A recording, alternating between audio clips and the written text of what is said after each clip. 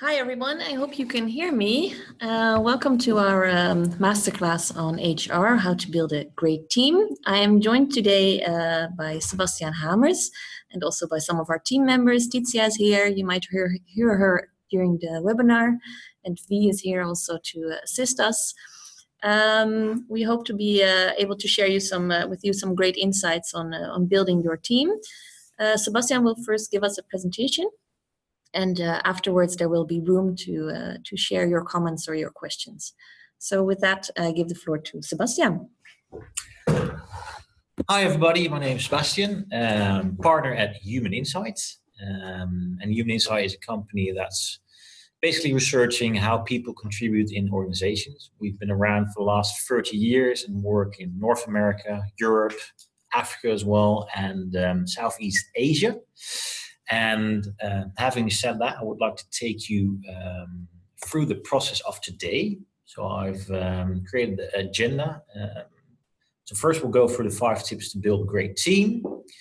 Per tip we'll cover practical exercises and also things you can do for yourself and together with your team, of course.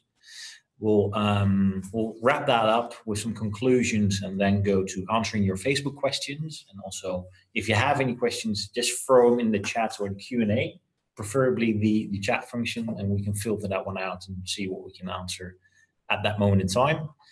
And final remarks and conclusions at the end of the session. What we've also created is some information to take away, which we will be posting on the Facebook page. So a video of today, recording of today, the 5 tips, and also some editorial best practices of other companies, which you can find on the World Wide Web, which I've kind of collected and will share with you guys so you can work on that one as well. So having said that, we'll move forward. The topics that we will cover, is start with building a diverse team, finding the right people, identifying strengths of individual team members, identifying the roles and exercise and practical steps. What's the dot on the horizon? And what we mean with that is the dot on the horizon for your company and your team, and talk about team and organizational goals. Find your devil's advocates. I don't mean find a real devil, but we'll talk about it a little bit later. What to look for and whom, creating a psychological safe environment, and analyzing the growth phase of your organization. So that's where we'll go to the talent race. And last but not least is getting rid of the surplus. This may be yourself as well. So that's the topics for today. And we'll start with the first one, which is start with building a diverse team. So within Human Insight, we've done a lot of research with startups, with big corporate companies, NGOs, and project teams. And what we see is that when we're looking at performance in teams, you would like to have a nice diverse group of people. But basically what you see here is a video of an image of different people. But what you really want to look for is people with different thinking patterns. So people can think visually, graphically, think parallel, think cause and effect. And what we see here is that you can, with different assessments, MBTI, for example, or having different questions, good conversations with people, you can discover how do they think. And we see performance going up with teams that have cognitive diversity, so diversity of different thinking patterns within them. So what does that mean? I'll just showcase you in an example. There's a lot of been published around key roles with organizations. And as an example, I've created 3 different kind of definitions. So the hipster, the hacker, and the hustler. And let's just assume that you need these 3 talents within a project team. So I'll just discover, so what does a hustler do? So a hustler is really going out there, and we use different icons. So I've used a handshaking. He goes out there, finding people, talking to them, and really being enthused and sharing his ambition, what he's doing. But if you only have a hustler in your team or have 5 hustlers in your team, it's too homogeneous. You have a very energetic group of people, but you need different kind of aspects to help you move your project further. So that's where you need the hacker and the hipster as well. So the hacker is somebody who's, in this case, operational, can help the hustler move further on project, on the program, on the product, etc., and is really delivering. Now, the hipster is the person who is the golden bridge builder between the two, so between the hustler and the hacker, creating performance together, making sure that the ideas are being thought out and moving things forward. So what we're seeing in good performance of teams is that you need a diversity within different cognitive styles, but you also need to figure out of who does what and talk about roles.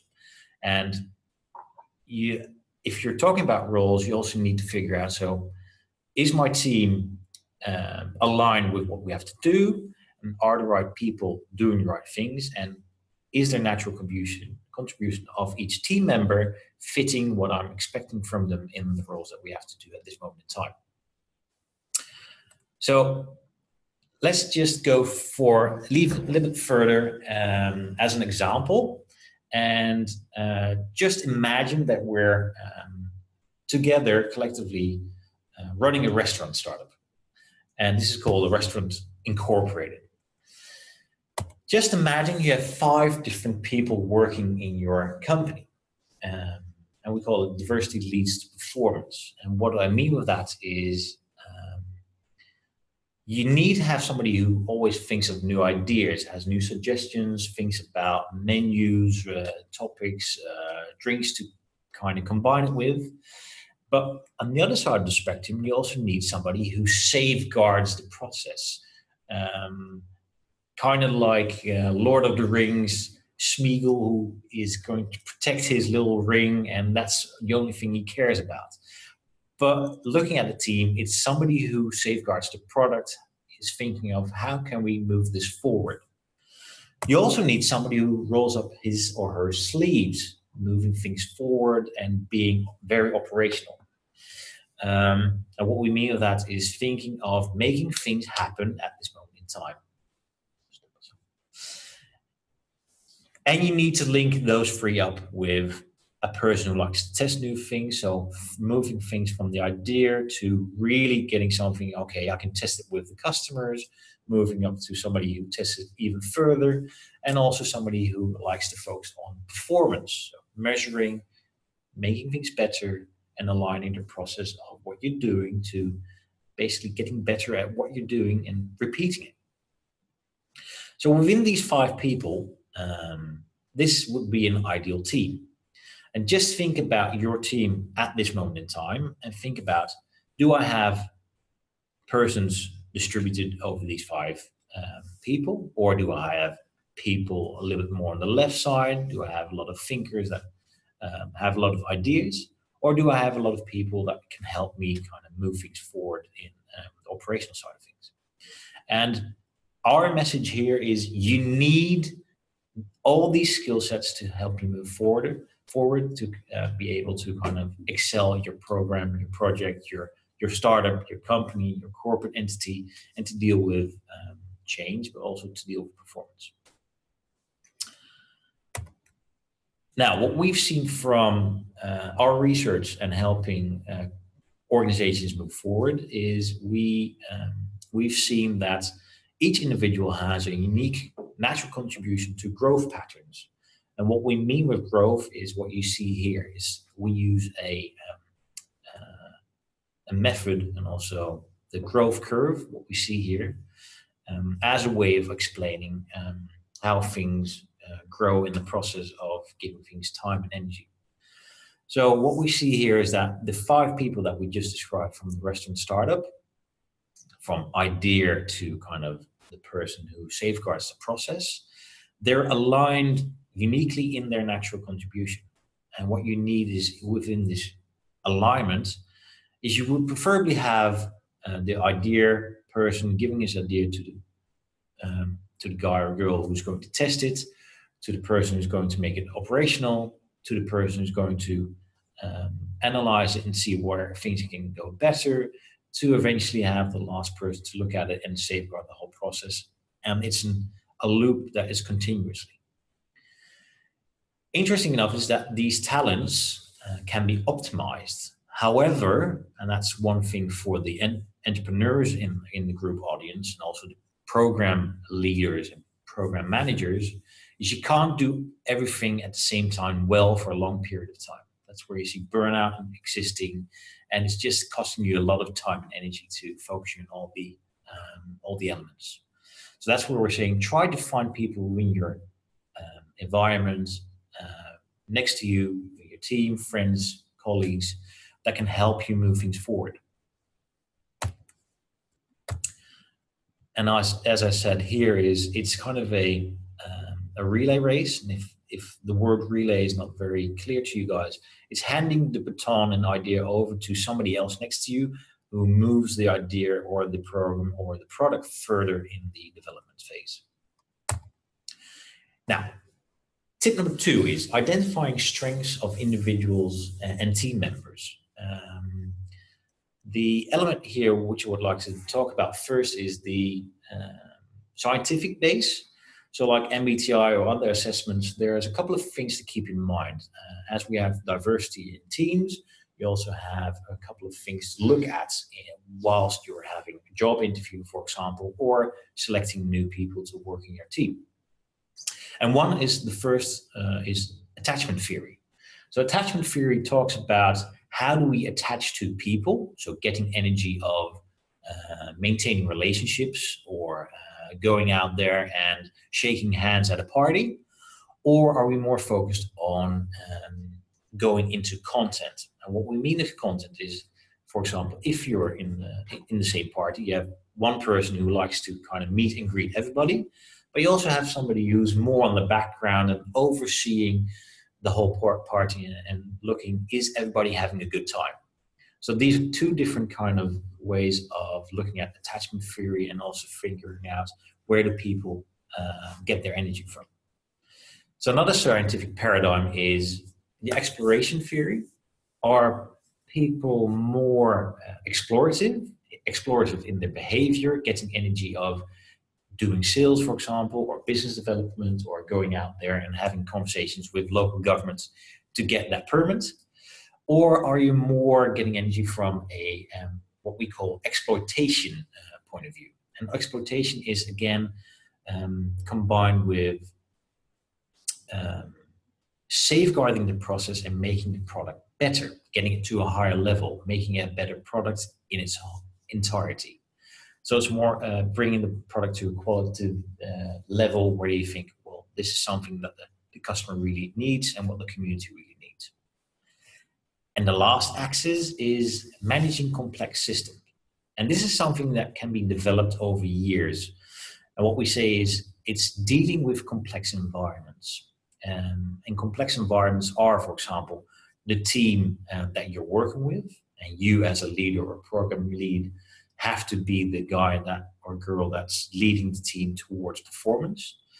And you will learn over years how to deal with negative feedback, struggling team, struggling performance. And that's something you can learn over the years by, for example, via Water giving you the skill sets and training, of course.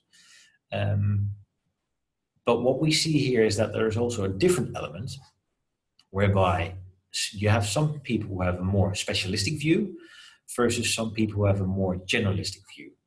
So the specialists are more focused on details, on detailed work, and the generalists are more focused on the helicopter view of overseeing. So if I do this, this will impact the bigger, broader scheme of things. And you need both to create performance. You need generalists as well as specialists to create that kind of good dialogue to move things forward in a team. Now, I would like to link it to what you're busy with and what's the next step in your company, your program, your product or products, what you're trying to think about, and link it to, so what are the team characteristics and people that I'm looking for? So the first bullet point is begin with the end in mind. So what's the end goal here for you and your team and your company? What's the, like we like to call it, what's the end game here? And create a common team goal. So if it's, for example, we need to create a new product. Where do you see the company or team over 3 to 5 years? And if you can envision that, you can backtrack to where you are now and figure out, so I need to have these skill sets. I need to work on these elements. And I probably need people who can help me with or business development or sales or program management. And you can find those people hopefully in your network.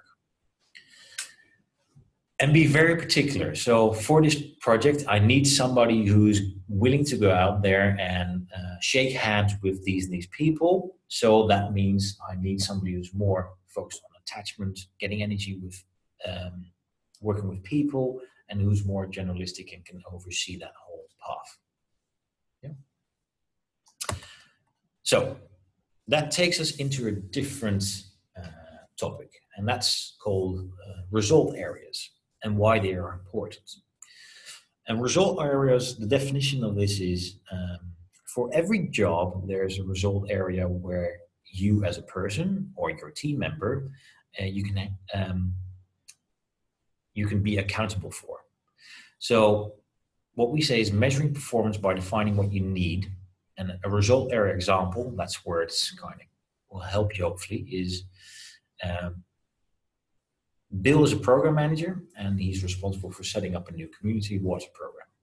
So one of his result areas could be liaising with different stakeholders in order to create a win-win scenario. And it's just a question from me to you guys all over the world there is, what skills would you need to be successful in the aforementioned result area? So what would you be expecting from Bill to be good at? My assumption and hypothesis is I would like Bill to be good at creating relationships. I would like him to be good at presenting me an overview of what he needs and what we think that we can do to move forward on. But also he needs to be good at managing relationships for a long-term period. So he probably has a kind of,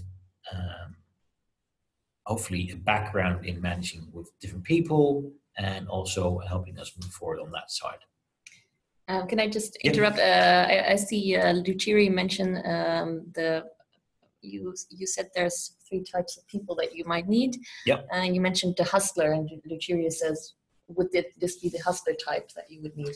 Yeah, indeed. That's a good observation.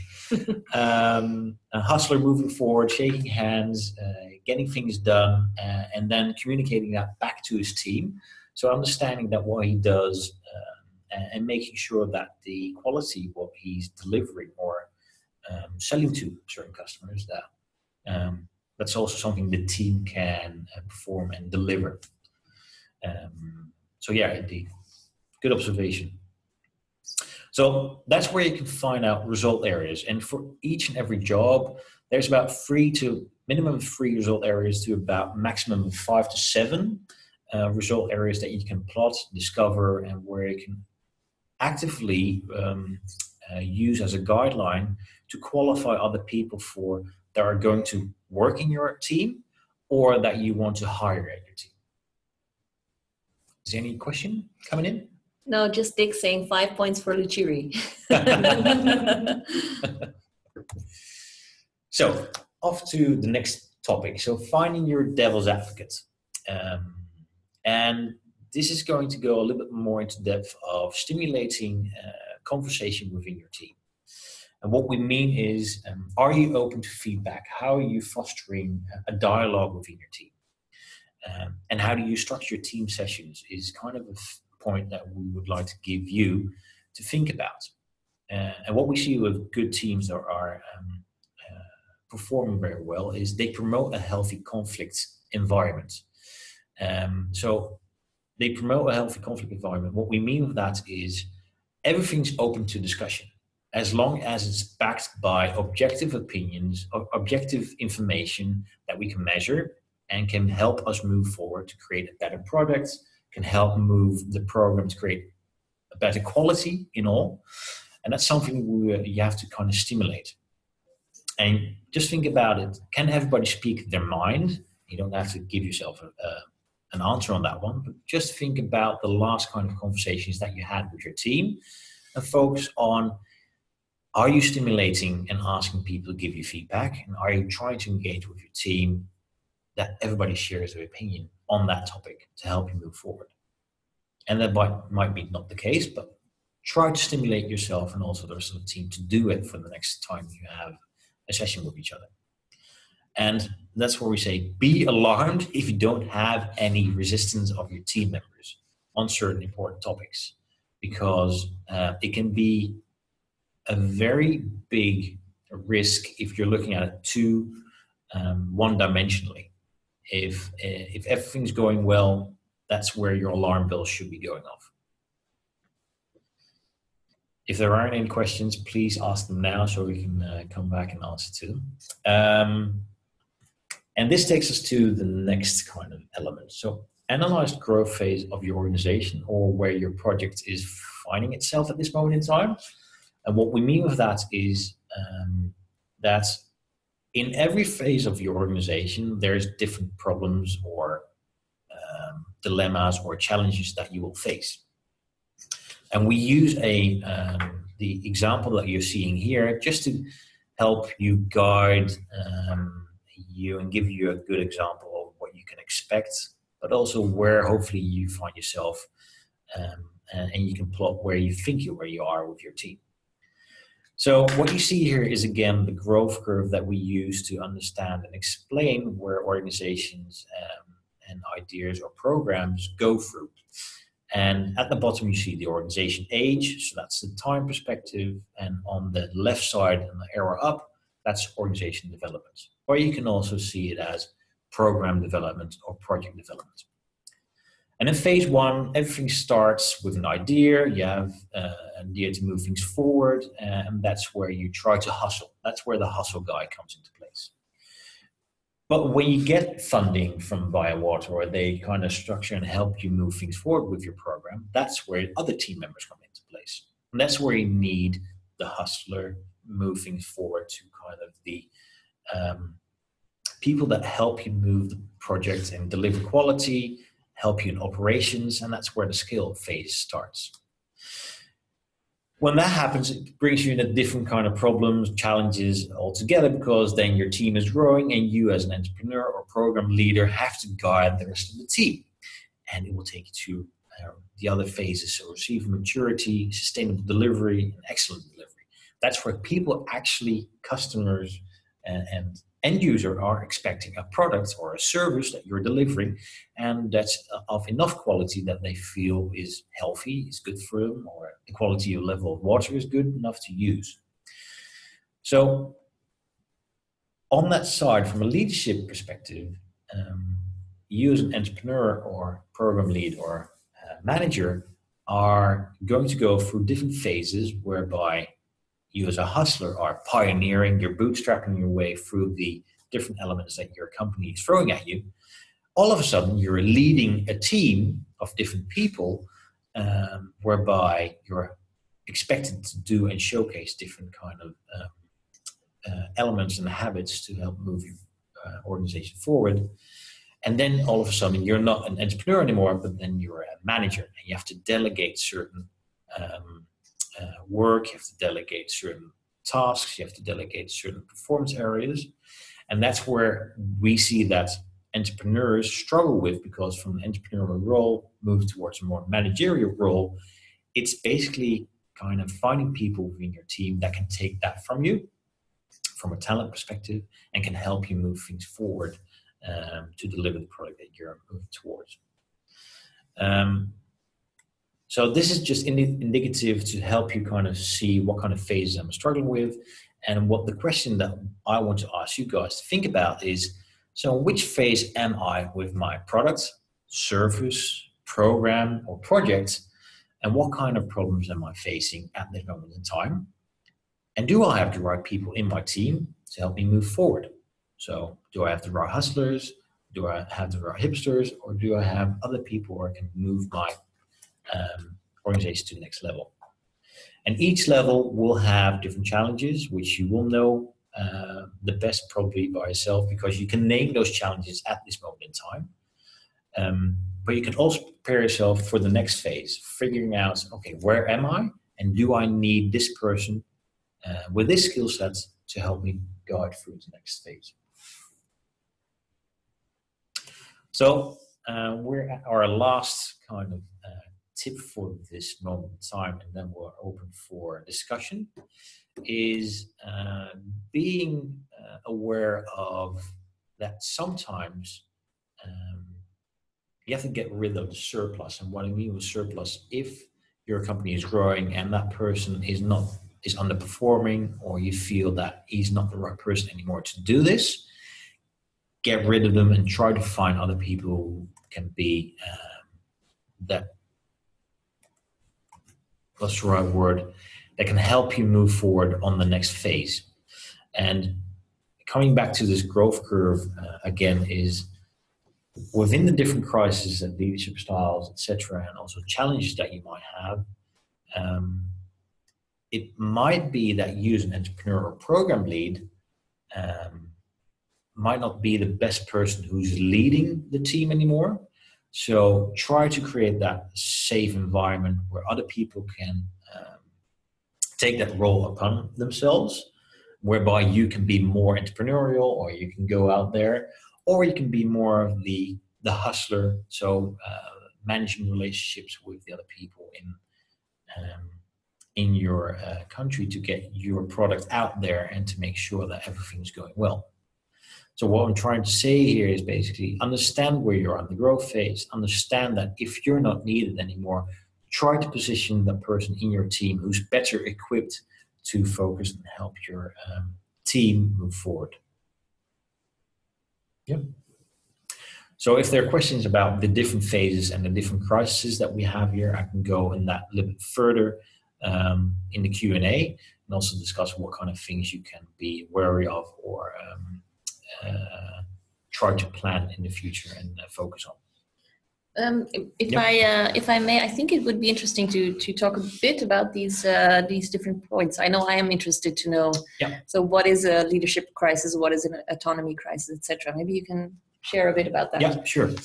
So with any kind of product, program, entrepreneurial company that's growing, what we see is that different companies go from different growth phases. And it's interesting to see, no matter if you're in Japan, South Africa, or Argentina, each organization has these kind of dilemmas and challenges. And each organization goes through these kind of dilemmas and crises. So in phase one, that's where kind of an idea, there's a couple of people who had an idea and are going out there and testing the idea if it's viable. And that's where you see where you're getting attraction, you're selling your products, and all of a sudden you have 10 to 15 people working for you in a team. And a lot of companies, what we see in the Netherlands as well, and Europe and the rest of the world, is if you're an idea guy or an entrepreneur, all of a sudden you're not an entrepreneur anymore, you're a manager. And that's where leadership crisis stands for.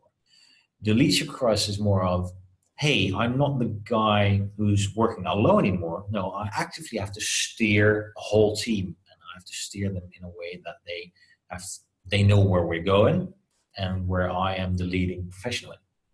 So that's the crisis that you're following, and that's also the crisis what we're seeing from an entrepreneurial standpoint is you have to make a choice. I'm going to give room to somebody else who's going to be the manager, and I'm going to focus on business development, for example, and taking a step back. And that's something that has to go through a process, and that's pretty emotional for some of the entrepreneurs as well, because they actively have to say, well, I'm not good at this. Somebody else is better, and I'm going to give them the platform and the surrounding and the energy to actually do that within my company. So the next step is autonomy crisis. And autonomy crisis is your company is growing, it's getting more people and attracting more people.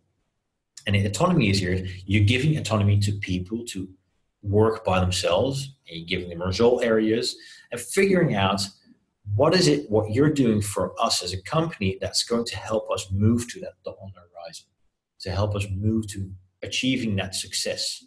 And you have to give people autonomy, and you have to give them result areas where you can actively, say if they're performing or not. that's going to bring you to another crisis, which is the span of control. So if you're giving autonomy to people in your team, it's also going to cut you off of not being able to kind of steer people anymore. So that means you have to create structure and control for the rest of the team so that they know bi-monthly calls, meetings, and bureaucracy and structures that the team feels good that they can perform as your company is moving forward and getting bigger and bigger. And that's where you get eventually to a different phase, and that's where the identity crisis starts, what we see. And that's where organizations find and scratch their heads is, hey, why did we do what we do again? What's the ambition and the passion why we started this company? And that's where you see a lot of big corporates and organizations doing, oh yeah, what are our values and norms, and posting it on their websites. But it's getting back to the roots of, so why are we doing what we're doing, and what's the quality of what we're giving away to our customers? And for the bigger phase 5, that's where a lot of transformation starts, and also the disruption phase, is your company is successful, or the program is successful, and how can you do something else that's going to add new value to it, or otherwise you're going to be disrupted, or other competitors might do something else for a cheaper or lower pricing, which is going to throw you out of the market. Yeah. So those are the different crises and dilemmas you as a leader, entrepreneur, team are going to go through. So conclusions. Point 1 is start with building a diverse team. And what we mean with that is attract and select different kind of people to match the different roles that you have in your company. And that's dependent on the context where you find yourself. So the context is growth phase of your organization. The context is what kind of products or service are you offering, and that's going to influence what kind of people you're looking for. Identify the strengths of your individual team members. So position people so that they are empowered and make use of their natural skill sets. And I like the analogy of Mr. Collins, who says, if your program or project is a bus, what kind of people do you want in the bus? And is everybody seating in the right seats? So point 3 is find your devil's advocates. Basically stimulate a healthy discussion around strategic choices you are trying to make, not doing it by yourself, but getting the team in there to help you guide and make the next step. Because 2 heads are always better than 1, 3 are better than 2, and so on and so on. Point number 4 is analyze the growth phase of your organization. What's the next step? So actively always be looking at what's the next step to take with our organization. What kind of people am I looking for, and who can help me take that next step? Point number 5 is get rid of the surplus. Say goodbye when people can't contribute anymore. So think about where you are in the growth phase. If people are underperforming, look at, is there a reason for it? Are they positioned in the right seats? Are their skill sets aligned with the roles that I'm giving them? And actively have that discussion with the people in the team. And that's a wrap up for this section. Are we on time? You see. Do you want to first go into some of the Facebook questions, and then we'll take the questions on the presentation, I suppose? Yeah, perfect. Yeah. So we have 4 main questions from Facebook. And I've kind of made screenshots per question. So question number 1 is, what has been your biggest struggle in building a great team? I see a lot of financial limitations. My biggest struggle was how to convince everyone of the common interests. Finding people who are committed to achieve the same goal or share the same interests. Finding qualified technicians. Convince everyone filter for the right labor skills. Interesting enough is your comments, and that's why I said 2 kind of words on the bottom left is money and people. Your comments aren't weird to me. Matter of fact, we see them coming back all over the world, And all of the companies in this phase, based on this question, have this problem. So what it boils down to is money and people, finding the right qualified people and having the money to pay them. And it's a very difficult question to answer.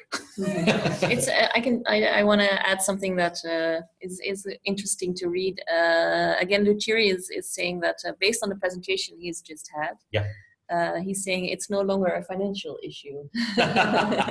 Okay. He sees that it's a different issue. I'm curious to see, Luchiri, what is the issue you think? Maybe you can type that while we look at the other answers as well. Yeah. So I think this is one of the main struggles for companies, programs worldwide. I hope it brings you solace and also is going to not help you, but money and people are the most important things to actively guide an organization, and that's what's needed. And finding the right people is always hard, especially if you're having a high-tech product that you're servicing or selling, and finding the right people to service that. But there are no clear-cut answers. It's bootstrapping and being creative and finding the right topics. Can I say something? Yeah. I'm also interested to see what Birama and Diana mentioned, because they're talking about how to convince their team members of the common interests and the common goal. Yeah. Are we all working towards the same goal? Yeah. Probably if I talk to Karin, she says something differently about Via Water than I would do. Yeah. So what practical tips would you have that? Maybe it relates to having the healthy discussion, what you mentioned before. Yeah. So how to get that common interest clear. Yeah. What we usually do with teams, management teams, or beer companies that struggle with this topic is align with the dot on the horizon. Having a session with your team and figuring out, so where are we working towards, what's the main goal that we're trying to achieve with each other, helps to make clear of also my role to get to that kind of end goal. And also helps you to have a discussion of where can you contribute to actively help me get to the end goal. And from that discussion, you will get a very good dialogue going, because for example, Diane can have a very different opinion and can have a very different end goal in mind than, for example, Sylvia or whoever is in your team. But having that discussion will also kind of open your mind, so saying, oh, I didn't know you wanted to get that out of it. So how can we position that within your day-to-day operations, your roles that you have, and also how can we talk about getting there together? So that's something we do, and where we see where dialogue is very healthy. It's also good to have that discussion. I can imagine that there's also a point where you've tried this multiple times, and you try to see where your common interest is, what your common goal is, the dot on the horizon. But that at some point you might have to conclude that your team members' goal is different than yours. Exactly. Which might actually mean that they might have to go. Yeah. To exactly. put it like that. Yeah. Well, I think that's a good example of what you're just describing. As a business owner, so an owner of the business, it's always going to be different than an employee, because you have skin in the game. And if you want to have a high engagement of your employees, you can give them skin in the game. You can give them shares in the company if you want to do that, if you want to have that buy-in of those people. But that's a different way of looking at it and different way of engaging with your employees. And otherwise, it's always going to be, you actively have to promote as an entrepreneur or a business owner where you want to be going in order to get your team backing where you want to go. So you actively have to communicate your dream, your goals. If it's making the world better, you have to present it, and people will follow you if you have enough energy, ambition to communicate it to them. People will follow you, and you have to find the right people that you can say that to. Yeah, in the meantime, Luchiri has answered that instead of financing, he now thinks that it might be more about the diversity of the team members, needing more hustlers, team members rolling up their sleeves and making things happen. So okay, it's interesting to hear. Shall we move on to the next question? Perfect. And if you have any questions about question number 1, you can post them now as well if you have any specific topics. So question number 2 is, which team building skill do you need to grow a better organization? Again, very difficult to answer because it depends on what kind of organization you have. It depends on the context where you find yourself. It depends how big your team is right now. But I kind of boiled it down to the bottom left. What you see there is coach, promoter, and setting the right example. So you as a business owner, project lead, program manager, you are the example of leading the team forward.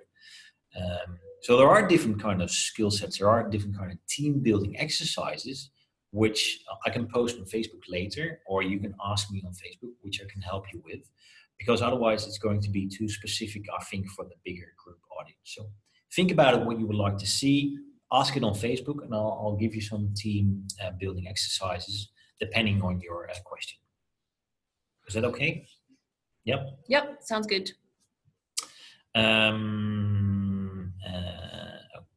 Okay. Question number 3. So why does your team function well or not well?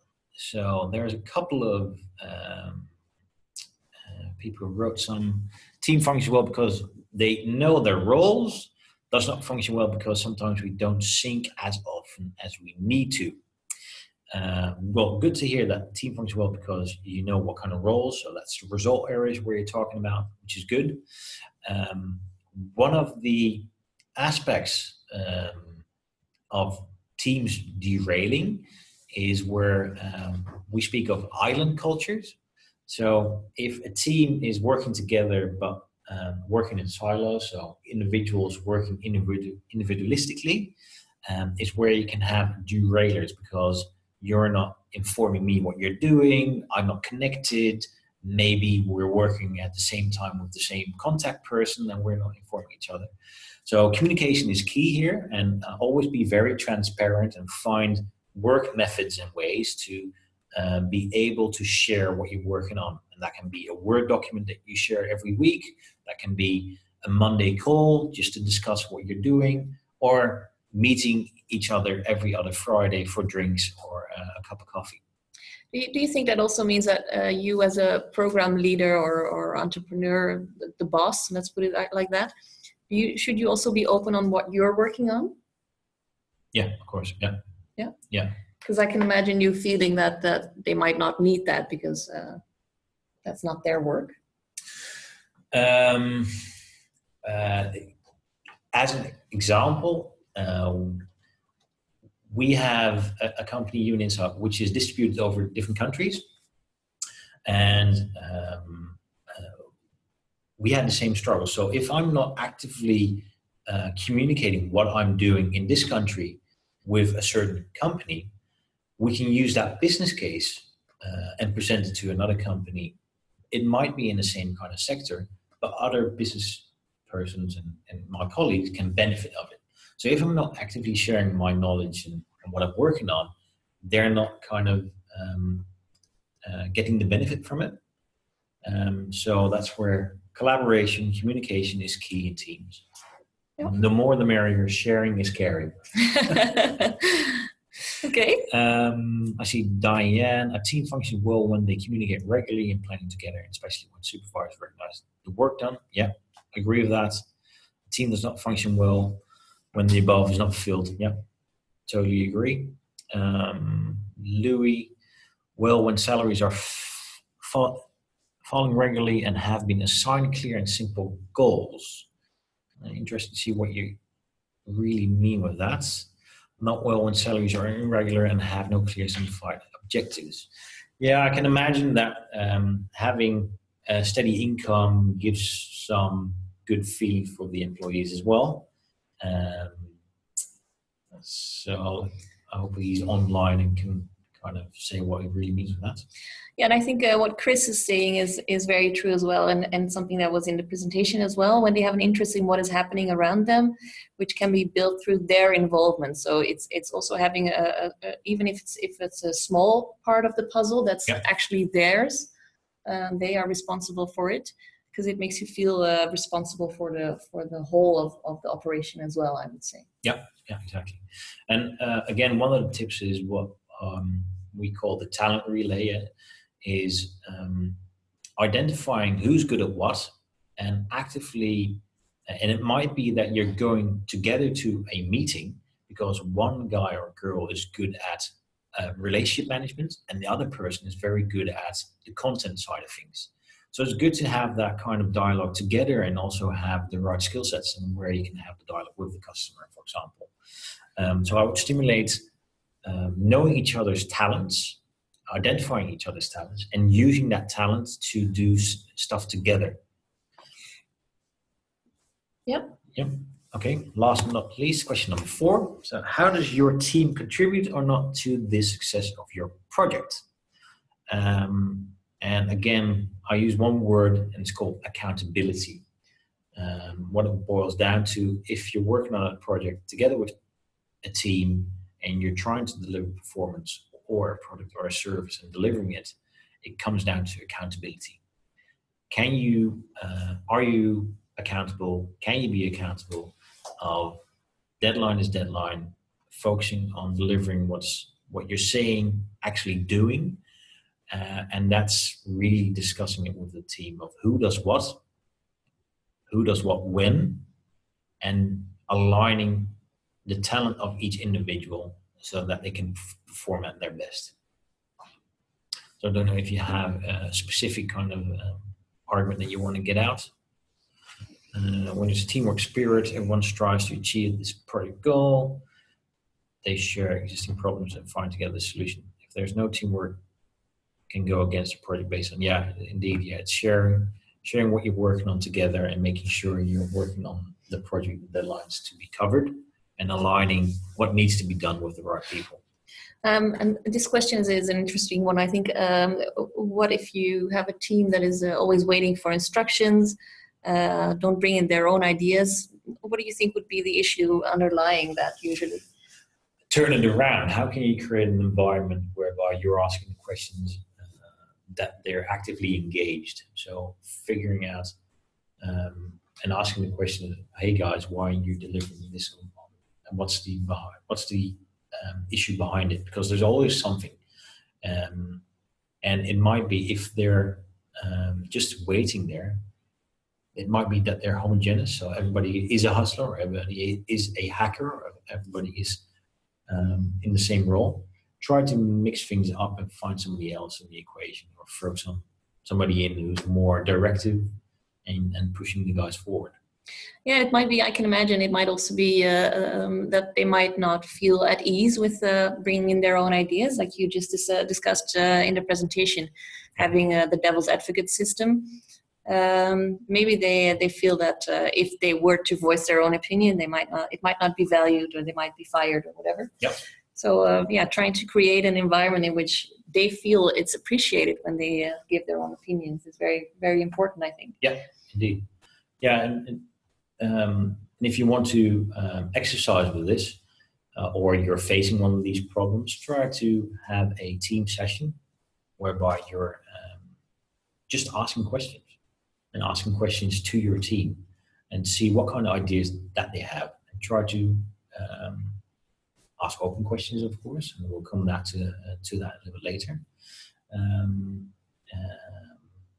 And just see how it goes. Experiment with it. Yeah.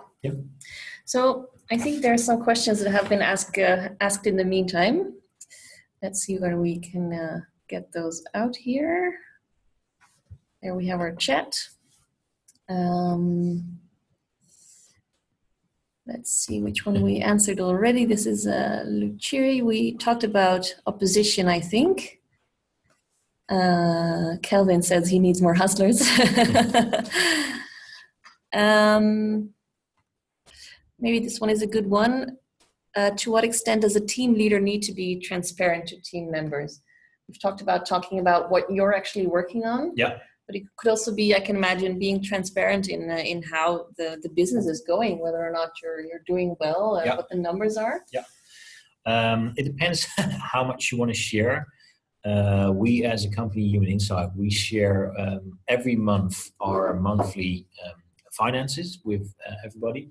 We make them accountable of who does what, so who's been working on what kind of projects, what kind of customers. We hear from our employees what customers are facing.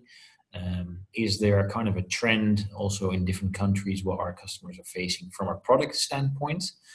So it depends if I would kind of experiment or give you the idea to experiment with it, what you feel comfortable with. What could you share? What do you want to share with everybody? And also create kind of, it can be very easy, Word files of just writing down, this is the stuff that we've been working on, and just share it with each other via email. And to see if there's overlapping stuff, if there's problems that you see from a broader perspective that you need to discuss with other team members, and see what works well with you, because each team is different, and just figure out what you feel comfortable with, again, is the word. Yeah, because I guess there's a bit of a balance. You don't want, if you're too honest, and also when things are not going well, yeah, you don't want them to start seeing you as maybe not a good leader, maybe not performing well. Yeah. So yeah, there's a bit of a balance to strike there, huh? There's a fine line, yeah, indeed, and a balance to have as the entrepreneur and also the end customer, because also you need to pay their salaries, but you do want them to feel the skin in the game. You want them to feel with you of where the company's headed. Are we financially viable? What can we do as employees or team members to help us move forward together? Yep. There's a question, can I get a bit more explanation on the difference between exploitation and exploration? Well, first of all, you can read the blog that Wire Water has written in in the spring that has this as a topic, actually. Okay, cool. But maybe Sebastian has a bit of a different explanation to give as well, so I'm curious. Well, yeah, I'm curious also about your blog, but what we mean with exploitation, exploration. So exploration, there's a couple of individuals that are more, or get more energy from actively exploring, going out there, finding and selling basically the product, or actively communicating with others, and it can be municipalities, the mayor, for example, or just shaking hands at parties. It doesn't matter. It's the people who are exploring things. And on the other side, there's people who are talented at exploiting things. Now, I don't mean that in a negative way, but these people are very good at, if you have a product, thinking about problems and challenges that you will face, that you need to work on in order to create a better product. And I think we just sent you the blog. Yeah, from two sides, I see. From both me and Dick, you have the link now. Yeah. Good. If I can add, our blog is more about development work in general, but I think the easiest explanation on exploration versus exploitation is that the one is going into new discoveries, and the other one is more, it's still improving, but it's improving what is already existing. Yeah. That is how we explained it. Yeah. And you need both in a successful organization. Exactly. Yeah. And that's from a program perspective where you're working on it. Yeah. Okay, we have a new question coming in on team building. What are your thoughts on outsourcing some of the roles versus building the skills in-house? Well, if you have the finances, why not outsource? If it makes your life and your company easier and delivering more performance, outsource them. They're less committed. They're less committed because they're just looking at the buck.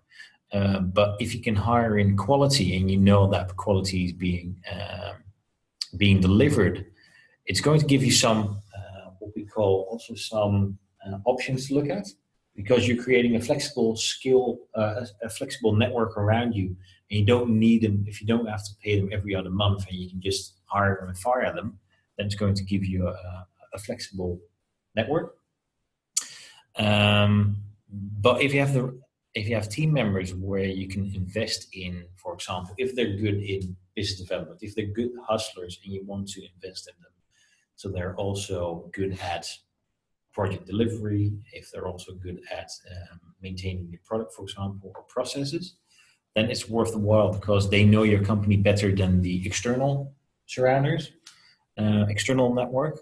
So it depends on if you have cash flow, what kind of options do you have to offer them, and what's your end game here.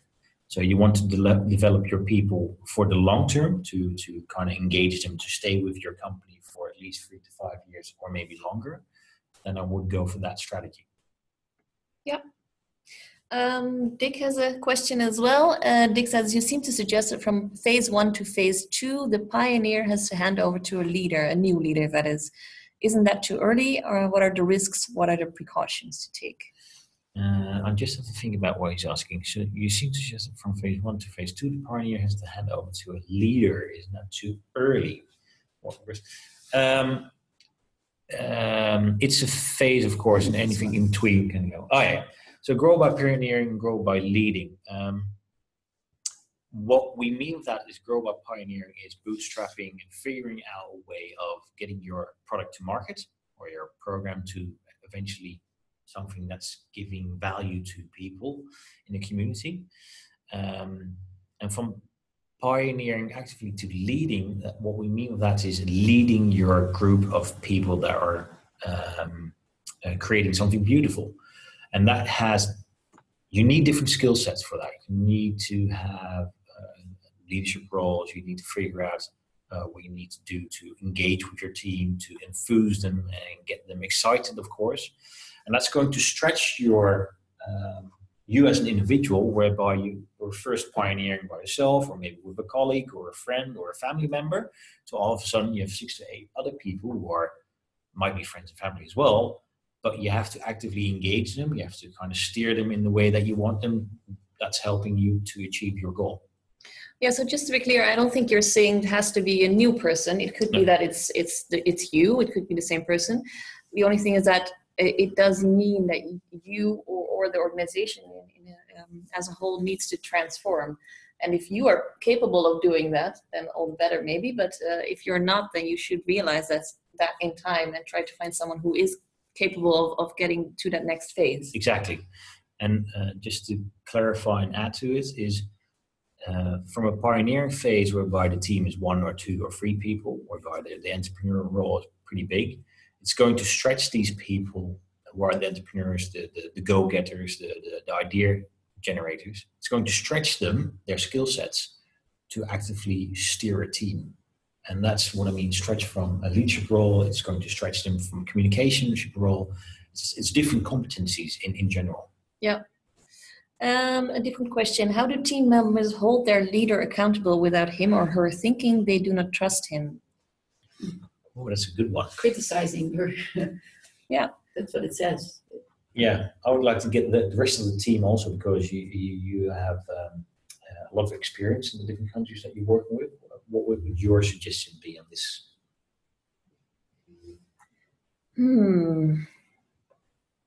I think this is a difficult one in any situation. Yeah.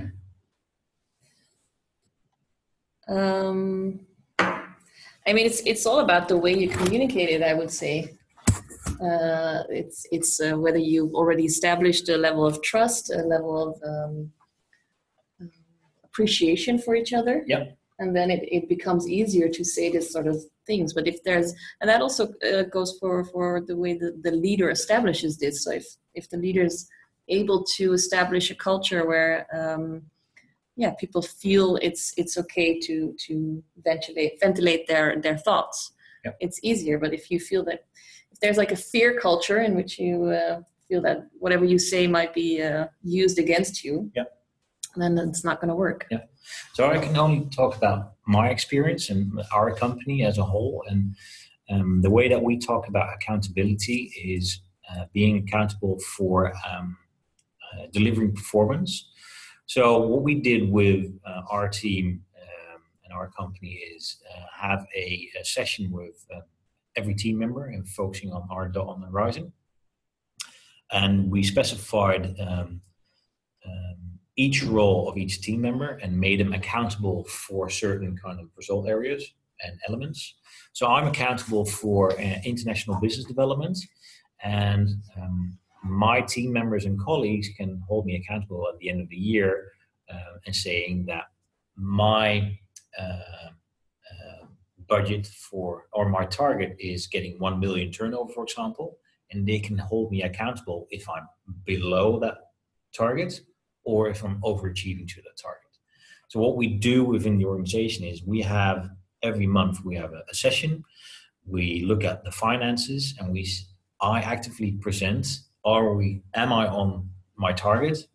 And they can hold me accountable to that. And they can also say to me, hey, you're below your target so much. What can we do to help you? Or why are you struggling to get to that target? And I can say what I'm dealing with, of course, but at least having that conversation that they're saying, what do you need from us to help you get to that target, is a healthy dialogue to have, I think.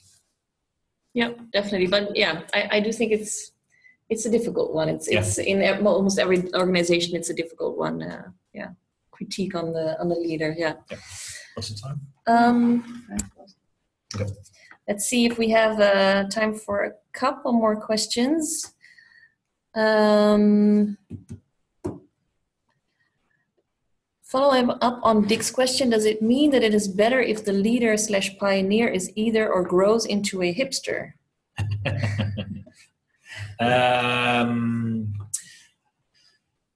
From a scientific standpoint, is if your natural contribution is a pioneering kind of hustler person, you will struggle to grow to a hipster point of view. You can create kind of leadership roles and development from a competencies point of view, but it's difficult to change where you naturally contribute. So that's where we say, well, find people who are better and will complete you in your team. Yeah, and it doesn't mean that you need to step out of the company entirely. No. Yeah? Maybe you can have a different role, or you could start looking for new opportunities. Yeah.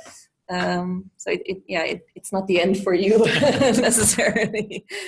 Okay, I think we'll take this as a final question. How can a team leader manage to stay approachable by team members after negative feedbacks or comments to the work done? Yeah, that's difficult, huh? Yeah. And the only thing I can say is it's business. Business and performance are needed to help you move forward, and don't take it personal. If it's constructive feedback, just look at it. It's helping you to become a better person, to become a better leader, become a better entrepreneur. And if you can learn from it to make you a better person, then just look at it from that side. Yeah, at the very least, you can see it as a compliment that they felt at ease with you, with telling you they're not afraid of you or scared to get fired. Muhina says, any readings you can suggest, for instance, about becoming a good manager or instilling better communications? I think what Sebastian already mentioned, he will put up some links, a video he made, anything that we think might be able to help you. And if you have any questions left, we'll definitely check the Facebook page for the days to come to see whether there's any questions that need answering as well. Exactly, yeah. Okay, so thank you very much. Thank you, Sebastian. Thank you for your time. Thank you, listeners, and we'll definitely follow up. Bye-bye.